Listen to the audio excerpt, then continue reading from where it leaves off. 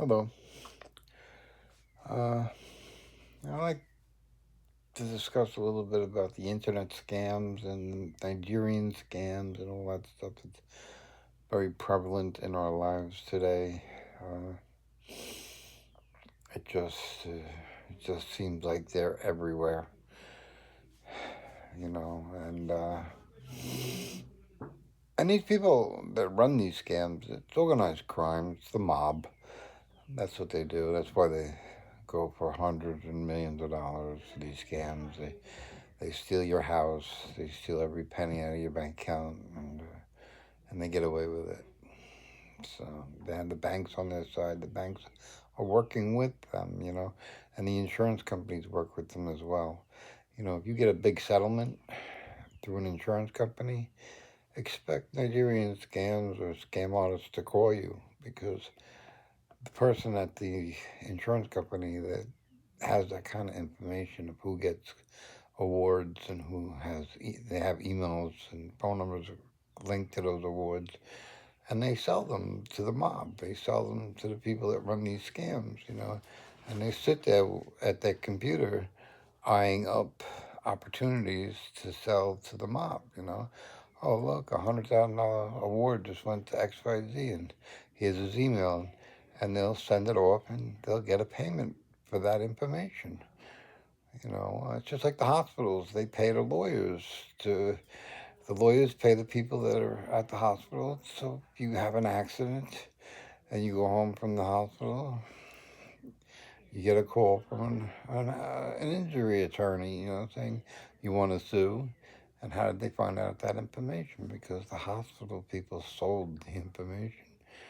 And it's illegal. It's all illegal. And the banks, too. The people that work in the banks, they know who has the bank accounts, who has the money, and they get you that way. And if you're ever in the paper, or if you're well known for for having money, you know, you're a target. You have a target on your back. And now the rich people, they think they're insulated. They think they have. Well, see, the devil's trying to shut me up. They think they have like firewalls, what you would call a firewall, between them and the scammers. But the scammers know how to get beyond those firewalls. I mean, Billy Joel got embezzled $90 million from his brother-in-law. So that right there got past the firewall. So I think I just saw it on the news today. Kathy Ireland lost $100 million from her management company. And they don't even know if it was $100 million, because it was like a Bernie Madoff thing. Bernie Madoff said you had so much money when you really didn't. They made you think you were making money, so you kept your money in the account and you didn't pull it out. So they sent you a dummy report, and now you're saying, "Oh, I had $100 million."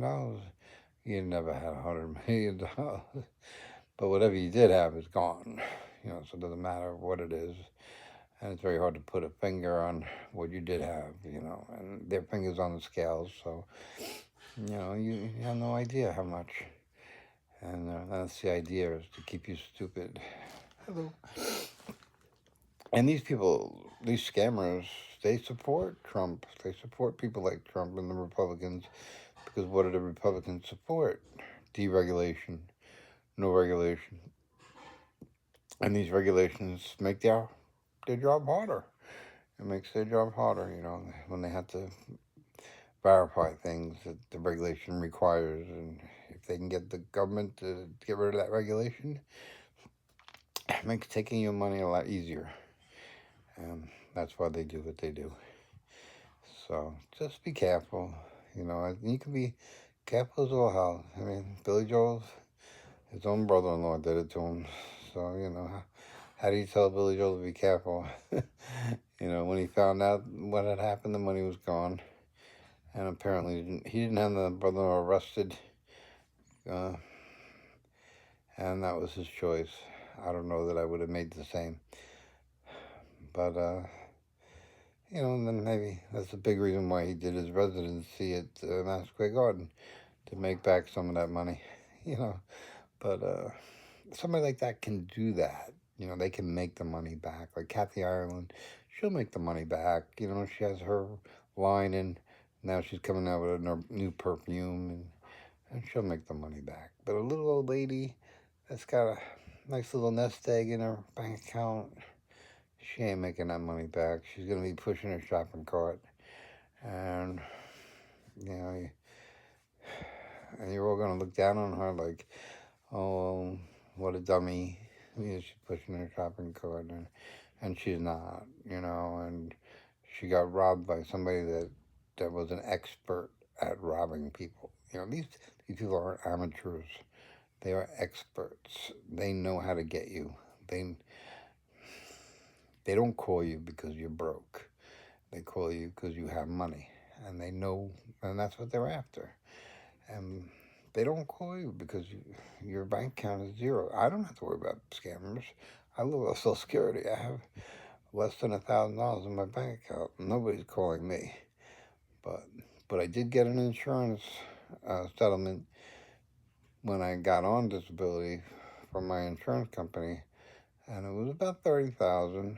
And it wasn't soon after that I was getting emails and Nigerian things, and all that stuff started hitting me, and you know, I correlated completely directly to that insurance payment, and they knew the people that sent the payment sent it to the Nigerian scammers too. It was like 2 emails went out. One went out to me and one went out to them. And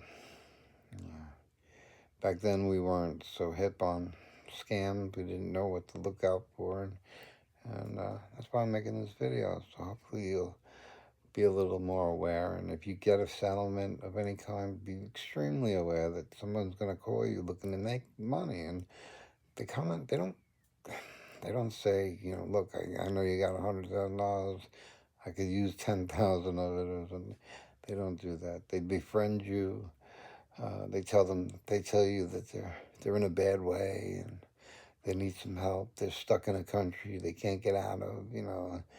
All these kind of sob stories. And they know you got money, so they just try to pull the heartstrings and get you to write that check. And Western Union or Cash App that money to them, and once they do that, they got you. And the thing too is, they're not nice. The scammers, once they get you, once they know they got you, they demand the money.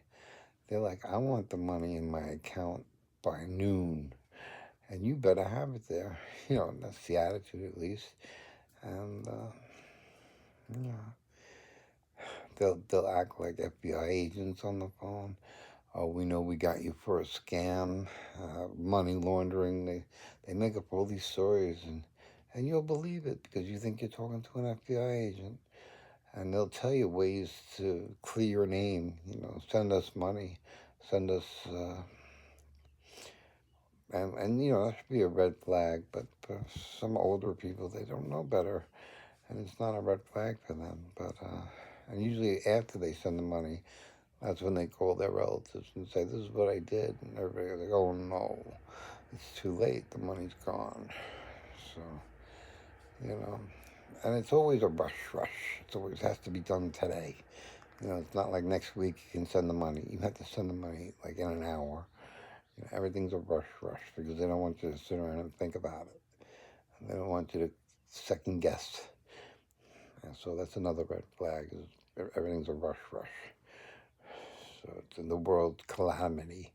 The world's going to collapse if you don't do it. Someone's going to die if you don't do it. And it's just not the case. And scams today run the gamut of everything. Everything, and you can't use your credit card or payment service at a 7-Eleven and not be afraid of being scammed because the little credit card machine there has been hacked, or they have a dummy front on it. So every time you input your PIN number, it goes to the scammers, and they know your card number and your PIN number, and they go shopping on you. So I know some of you have been warned about these scams, and that's okay. I'm not really talking to you then. I'm talking to people that haven't been warned, and I'm trying to give you other avenues and ways in which people try to scam you. And it doesn't have to be over the phone. It could be in person. Uh, but usually it's not in person because a lot of these scammers are in another country where they can't get caught. Uh, and that's why the mob's involved because the mob works that way. They're set up in other countries, and the Russian mob, the Italian mob, the whatever mob you want to say. So, they're not. It's not above them to scam you. It's right up their alley. And you got to watch these betting apps and all these apps. And this YouTube alone, scams on YouTube. Just, you're not safe anywhere. And the minute you think you are, look around you because you're gonna find out you're not.